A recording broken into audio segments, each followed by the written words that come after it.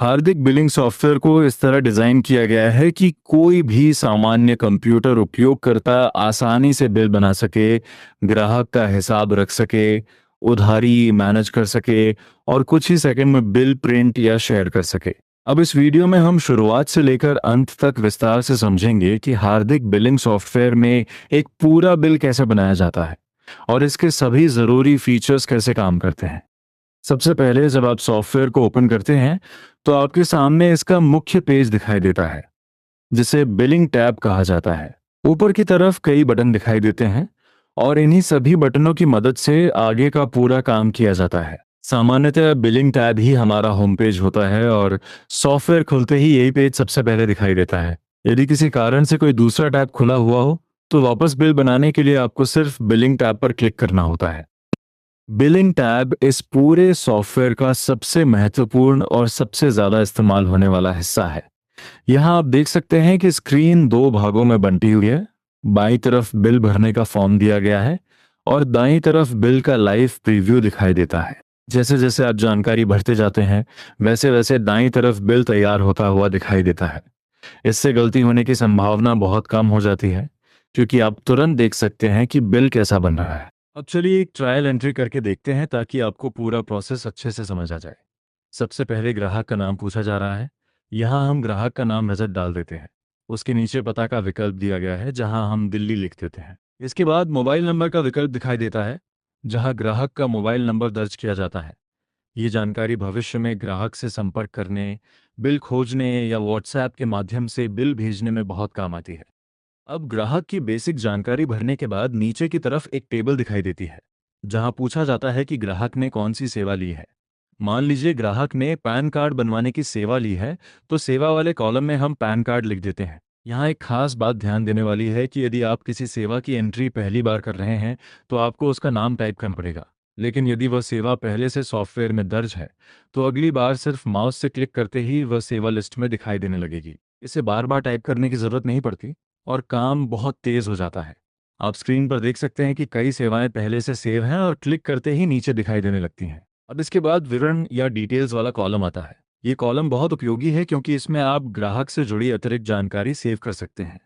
उदाहरण के लिए यदि आपने पैन कार्ड आवेदन किया है तो यहाँ पैन कार्ड का रजिस्ट्रेशन नंबर, आवेदन संख्या या कोई अन्य ज़रूरी जानकारी दर्ज कर सकते हैं। इससे भविष्य में किसी ग्राहक का स्टेटस ट्रैक करना बहुत आसान हो जाता है। यदि आप चाहें तो इस कॉलम को खाली भी छोड़ सकते हैं। ये ज़रूरी नहीं है, इसलिए बिना विवरण भरे भी बिल बनाया जा सकता है। इसके आगे संख्या या क्वांटिटी वाला कॉलम दिखाई देता है। सामान्य रूप से यहाँ एक पहले से लिखा रहता है क्योंकि अधिकतर सेवाएं एक बार ही दी जाती हैं। लेकिन यदि किसी ग्राहक ने एक से अधिक सेवाएं ली हैं या किसी वस्तु की मात्रा ज़्यादा है तो आप यहाँ संख्या बढ़ा सकते हैं। उदाहरण के लिए यदि किसी ने 2 प्रिंट या 3 फोटो कॉपी करवाई हैं तो संख्या बदलकर 2 या 3 कर सकते हैं। सॉफ्टवेयर उसी हिसाब से कुल राशि की गणना कर देता है। अब आगे सेवा मूल्य का कॉलम दिखाई देता है। यहाँ आप अपनी कमाई या सेवा शुल्क दर्ज करेंगे।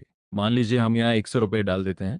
इसके बाद अगला कॉलम ऑनलाइन फीस का होता है। शुरुआत में यहाँ शून्य दिखाई देता है। जैसे ही आप इसे हटाते हैं आपको समझ आता है कि यह ऑनलाइन शुल्क के लिए है। यदि आपने कोई ऐसी सेवा दी है जिसमें सरकारी फीस या ऑनलाइन चार्ज लगता है तो वह राशि यहाँ डाली जाएगी।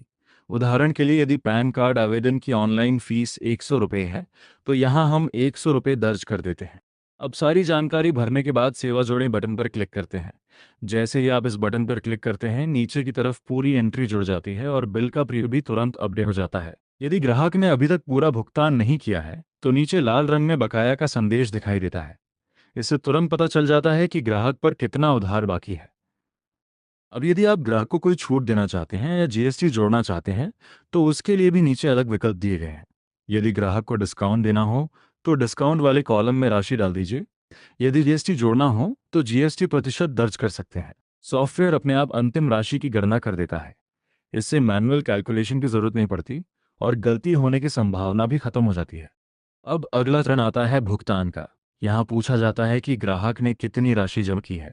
यदि ग्राहक पूरी राशि दे देता है तो भुगतान वाले कॉलम में पूरी रकम दर्ज कर दीजिए।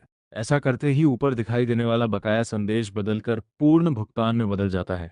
इससे तुरंत पता चल जाता है कि ग्राहक का हिसाब पूरा हो चुका है। लेकिन इस वीडियो में हम प्रैक्टिकल करके दिखा रहे हैं, इसलिए मान लेते हैं कि ग्राहक ने केवल 100 रुपये जमा किए हैं और बाकी राशि उधार में रखी गई है।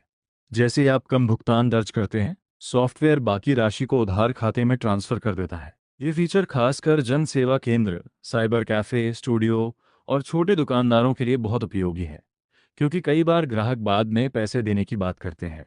हार्दिक बिलिंग सॉफ्टवेयर उधारी का पूरा रिकॉर्ड सुरक्षित रखता है, ताकि भविष्य में आसानी से हिसाब लिया जा सके। अब आते हैं दाईं तरफ दिखाई देने वाले बिल प्रीव्यू पर। यहाँ आपका पूरा बिल तैयार होकर दिखाई देता है। इसके नीचे 4 महत्वपूर्ण बटन दिए गए हैं, जिनकी मदद से आप बिल को प्रिंट, डाउनलोड या शेयर कर सकते हैं। सबसे पहला बटन प्रिंट का होता है। जैसे ही आप इस पर क्लिक करते हैं, आपके कंप्यूटर का प्रिंटर विकल्प खुल जाता है। यहाँ से आप सीधे बिल का प्रिंट निकाल सकते हैं। यदि आपके पास थर्मल प्रिंटर या सामान्य प्रिंटर जुड़ा हुआ है, तो तुरंत बिल प्रिंट हो जाएगा। ये फीचर दुकानदारों और साइबर कैफे के लिए बहुत उपयोगी है, क्योंकि बिल तुरंत ग्राहक को दिया जा सकता है। इसके बाद दूसरा बटन पीडीएफ डाउनलोड का होता है। इस पर क्लिक करते ही आपका बिल एक पीडीएफ फाइल के रूप में डाउनलोड हो जाता है। ये फीचर बहुत काम का है, क्योंकि कई बार ग्राहक को डिजिटल कॉपी भेजनी होती है या रिकॉर्ड सुरक्षित रखना होता है। सिर्फ एक क्लिक में बिल का पीडीएफ तैयार हो जाता है, जिसे आप मोबाइल, ईमेल या व्हाट्सएप पर आसानी से भेज सकते हैं। अब तीसरा बटन कॉपी का होता है। इस फीचर की मदद से पूरा बिल टेक्स्ट फॉर्म में कॉपी किया जा सकता है।